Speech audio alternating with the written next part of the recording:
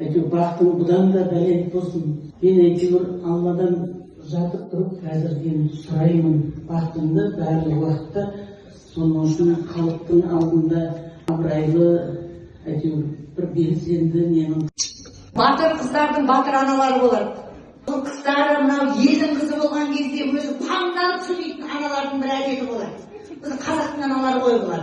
Біздің орнымызда ұлдар тұратын болатын болса, ойбай, сарай түсе сарай салып қойсын. Қыздар болғаннан кейін әйтеуір тілектеріңіз бір кем дүние болып, сынап, бүйтіп бір кемшін тұстарды бүйтіп елеместеп қоймай тастады. Ол да сіздердің танытықтарыңыз, ол да бір қасиет. Бірақ сіздің қызыңыз бұл батыр қыз, бұл ерекше қыз. Біз сізді сыртыңыздан батыр қыздың генерал анасы деп айтамыз. Ешқайсымыздың анамыз өйтіп айтпайды. Сізді айтамыз. Сіздің қызыңыздың ол абыройы, беделі елдің алдындағы.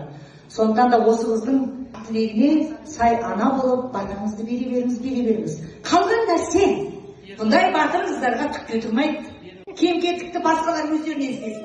Бізде ешқандай кем-кетік жоқ. Бізде тек қана махаббат. Біз ешкімге ұқсамаймыз, ешкімге бізді теңемейміз. Біз өзгешеміз.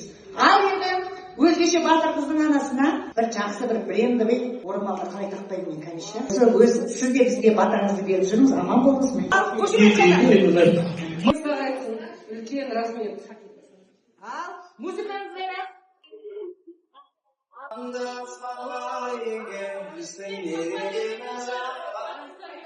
Рахмет, мені сыйласаңыз, Алла сыйласын.